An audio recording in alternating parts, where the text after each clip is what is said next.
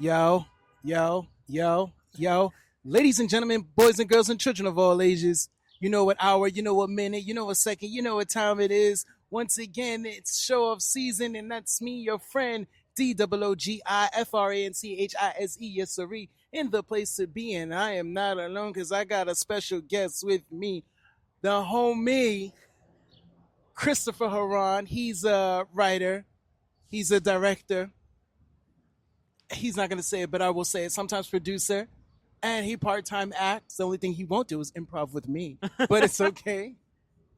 I'm lying. He did do improv with me that one time, so I would Yeah, say yeah, yeah. yeah. So, but this has been, we've talked before, but now this is one of those legit talks again.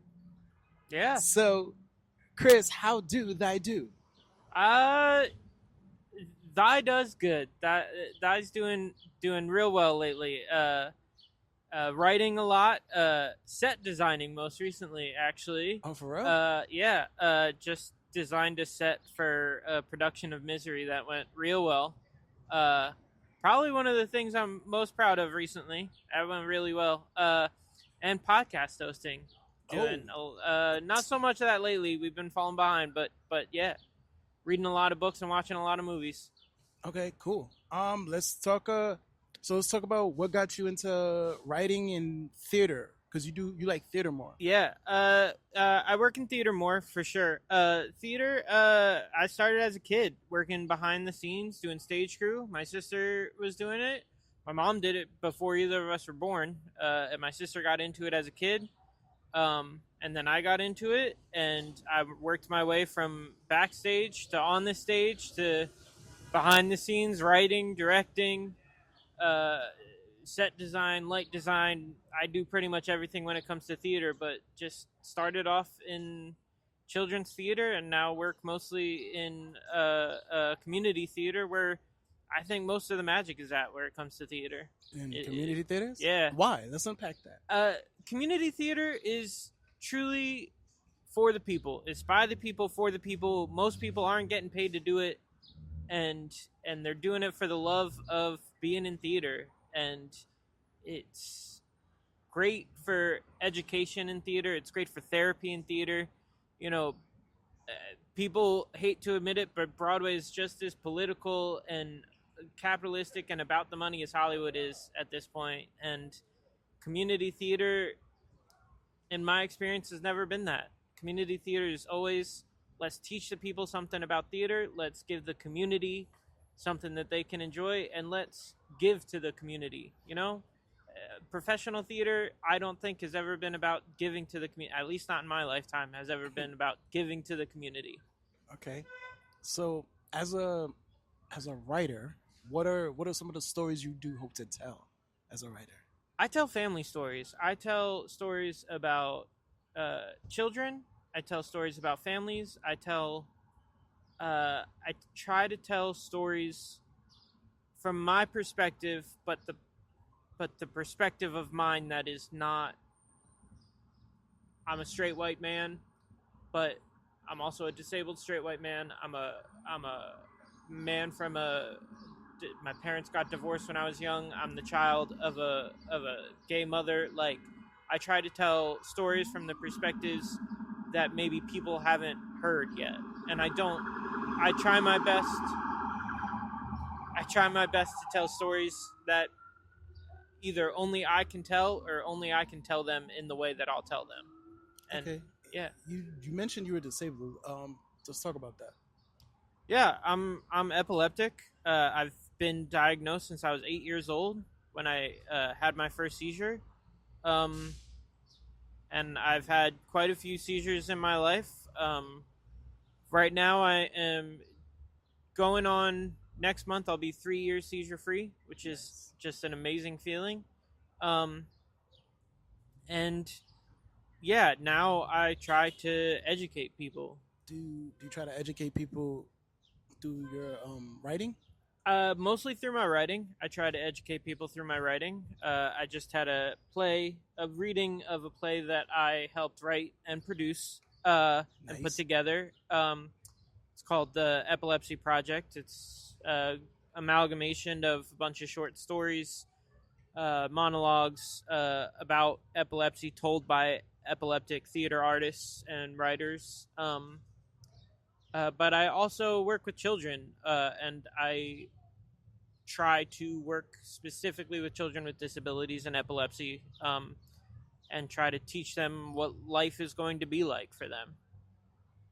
Okay, wow, that's very deep and touching at the same time. Like, so any current projects, are you working on now that you want to talk about? Yeah, so I got three main ones I'm working on. There's the epilepsy project, which again just had a reading, which I've been working on for the past couple of years. But there's also one called I Don't Know, which is the first play I ever actually started, and that's been going in my head, running on the wheel for my God, years now. Had a reading done a long time ago, and I'm still working on draft after draft. And I'm learning more so from listening to interviews. Cola Scola, who just did Oh Mary on Broadway right now, is talking about how they had the idea since 2009 for that. So it makes me feel a little bit better when I had the idea for a play that hasn't happened on stage yet. But also working on a series, doing my first stepping into television for the first time. Something called it doesn't really even have a name yet. Let's talk about it. I know a project you're talking about. Yeah, working name is community theater, I guess. Imagine like Parks and Rec or The Office or Abbott Elementary, but taking place in a community theater. Which, if you have worked in community theater, you know that the humor is just there for the picking, and it comes naturally. And I thought, I will admit, I did not have the original idea. Somebody came to me with this idea, and I have run with it. They are in the writer's room currently, and hopefully now that I have a little bit of a break from school, I can finally really get into this project, and I'm really excited about this one. Can we peel it back a little bit? Because I've done a little reading for it, and it was funny because I read for like every character. yeah. Just every character, and I was just like, all right. And then you were like, man, you don't get a lot of the theater jokes, and I was like, yeah, I don't. I get it. And then you were like, you'll be great as the cameraman for this. Yeah. So there's a character who's supposed to be, I think, the basically take the point of view of those people who can watch this show, and I hope still enjoy the show even if they haven't been in community theater. Maybe not get all the inside jokes, because there should be inside jokes that community theater people can share together. But I'm working on, and the whole point of a writer's room is to get as many perspectives as possible. I hope to make it enjoyable for all people, not just community theater people. So, like, I think the part that you would be perfect for is that part of just somebody on the outside looking in who isn't getting why the people next to him are laughing. And I want to make that, I don't want to exclude those people, so I want to have that character who is with them in the actual show. So is the show's like a mockumentary style? Mockumentary style, exactly. So Okay. like think Abbott Elementary, where you have the floating heads, them talking to the camera, and you're like, so we're just breaking the fourth wall right now? Like, what's going on? So that I think that style is always so, it just always works for me. I like The Office, I like Parks and Rec, love Abbott Elementary, like all these shows. I think that style just fits my vision for this so well. That's very funny. Because I love those shows, so I would be like, oh man, like, could you imagine, like, it's like, man, I wasn't in theater, but then I saw Oedipus. Jesus, like he got submissions. Right. Yeah, and also that's a great thing. If I can get one more person into a community theater from seeing this show, like if this show gets made and one more person joins a community theater, the show's a success in my eyes. Okay, nice. Ooh, this that is. Where do you go for inspiration? Like, where do you take walks? Like, if you need to go get inspired right now, what would you go do? I people watch. I live in one of the greatest cities in the world. Which With is no name it. New Name York it. City. Say it like you mean it. New York City is one of the greatest cities in the world. Yes. Hashtag vote for Zoran. Okay. Did you just make this political? Is that what you just did? I did. Wow. But I people watch. We have some of the most interesting humans that live in this city. I go out. I go to Washington Square Park. I go out in my neighborhood, in Brooklyn. I listen to conversations that I have no part of, and I listen to those conversations, and I get inspired on characters. I just, or I read a good book. Honestly, you know what? Nix all that. I get my most inspiration from watching bad plays.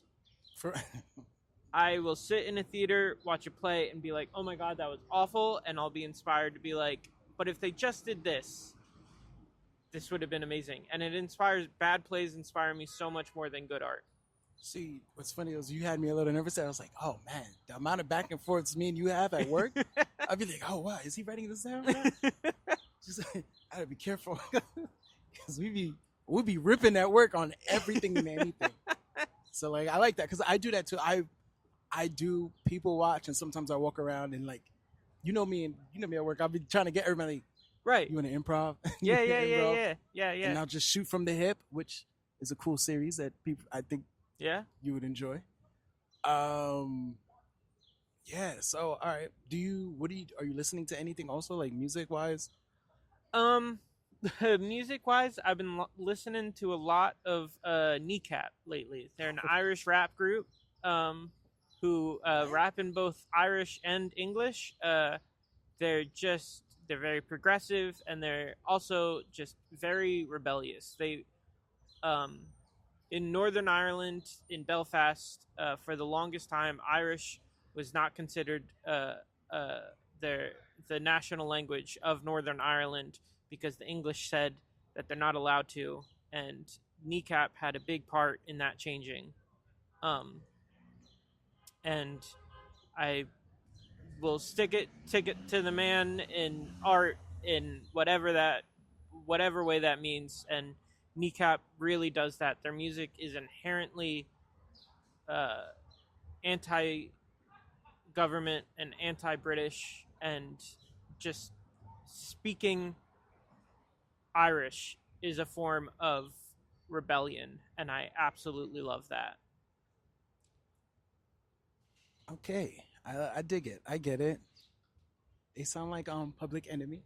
Yeah, they're the Irish version of Public Enemy. The Irish version of Public Enemy. There That's you what go. we're gonna. Okay, Kneecap.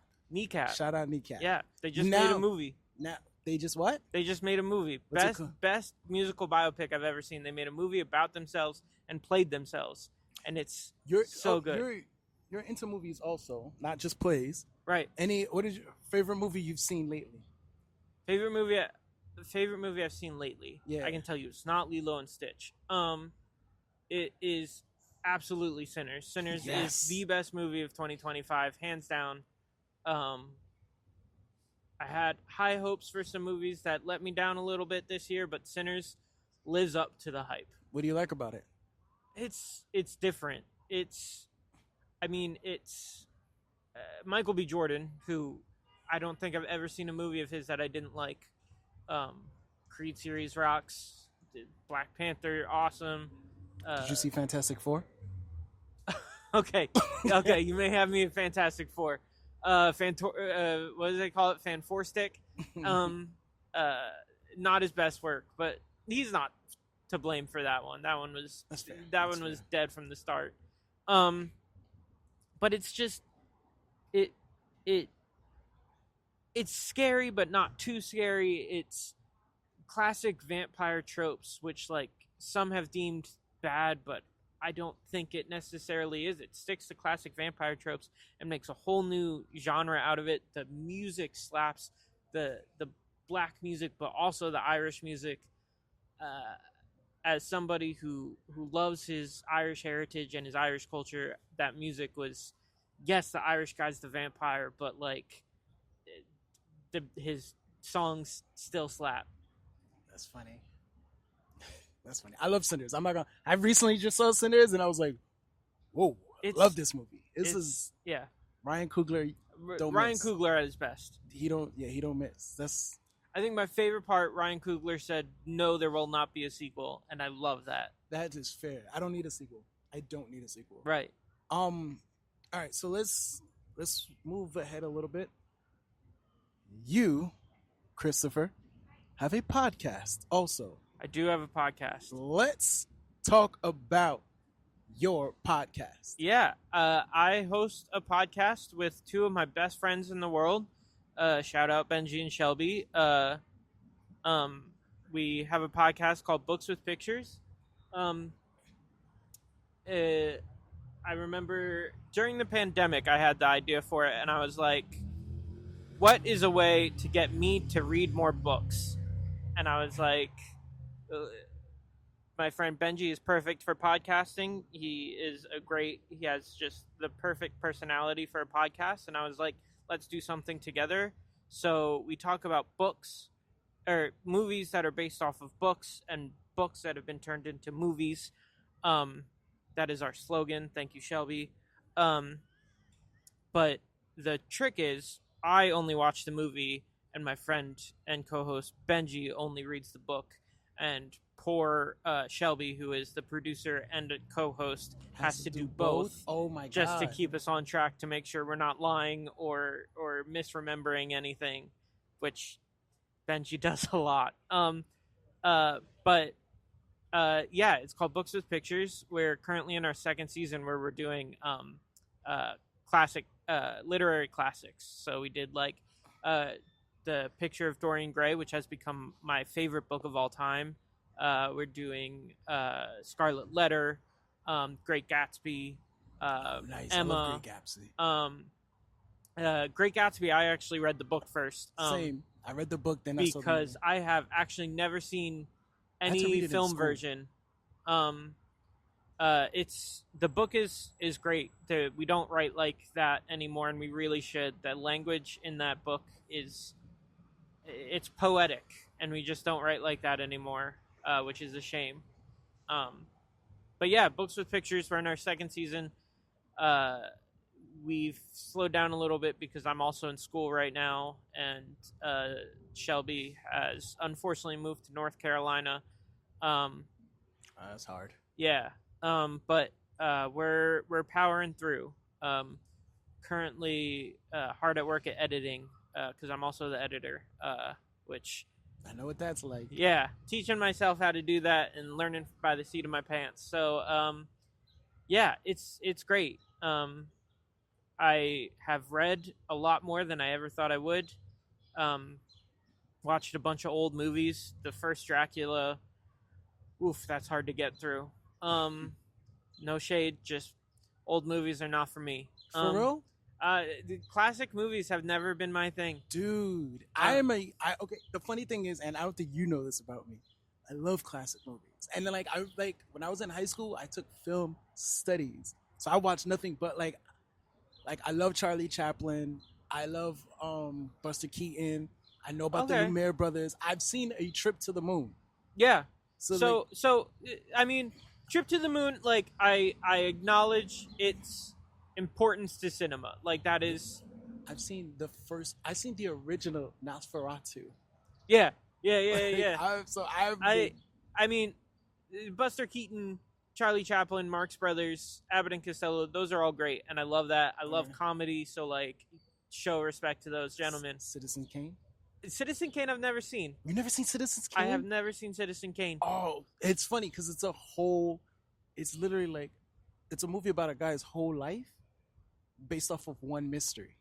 Interesting. Based off of his last words. Yeah. So I should watch it.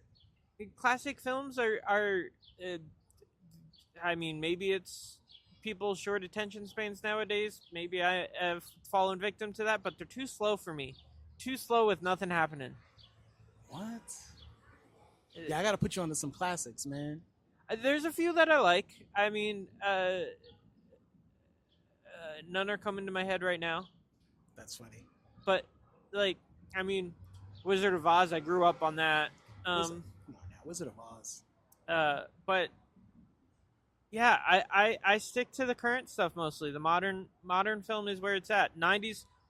80s and 90s films are my favorite. 80s teen movies, by far my favorite. Shout out Ferris Bueller's Day Off, one of the greatest films ever made. It is. My favorite. We all know my favorite movie. Who's the Master? You never seen The Last Dragon? Oh my God, The Last Dragon, yes. You never seen it? I've never seen it. That's probably due to my whiteness. Time out. So, ladies and gentlemen, footage-wise, this has been cut, but we are still recording audio just to let you know. So, our SD card got full-on footage, but we're still going to continue this podcast because, you know what? The show must go on. All right? So, anyway, Chris, so any books and movies that you've seen that you thought the book was better and vice versa? Movie that I've seen that the book was better. I will tell you this, Ballad of Songbirds and Snakes. The movie is great, awful adaptation. It's like almost two different stories. The book is definitely better. And if you saw the movie only and liked it, go read the book. It was the first Hunger Games book I've ever read, and it was so good. Where the movie was better, Nimona. Nimona is a great movie, great book. Again, two very different, even more so, two different stories, very much so. I would love for them to make a Nimona series that's based around the book, but just both of them so good, but the movie hits a lot harder, I think. Okay. We're gonna do a few more questions because me and you gotta go. Yeah. So, any words of wisdom you would give anybody out there as like a creator? Work with people. Art is inherently meant to be collaborative. And art is, especially theater, is insanely collaborative, and don't shy away from that. I think working with people will bring out more creativity in you. Whatever collaborating means to you, do it, because it will make your art better every single time. All right, nice. Can you let people know where they can find you? They can find me on anywhere you can listen to a podcast, Books with Pictures. I believe our Instagram is Books with Pictures Pod, if I'm not mistaken. Gonna have to check with Shelby on that one. Also, I haven't posted in forever, but Casual Patron. It's been so long. Casual Patron Reviews, I think, is my Instagram. But mainly go on Spotify or Apple Music or wherever you listen to your podcasts and look up Books with Pictures, because we got some banger episodes.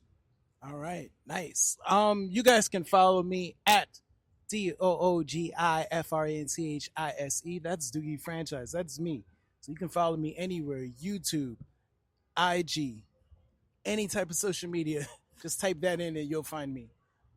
Also, yes, the video may cut, but I'm still going to put this up on YouTube, whatever we have, and then we'll just continue the rest. Probably just take a pic of Chris and then just have the audio play out. Matter of fact, that's exactly what I'm going to do. So, on that note, thank you for coming. Of course, thanks for having me. It's fun talking to you as always. As always. Like, we do a bunch of silly stuff at work. So on that note, folks, I would like to say goodbye and good night.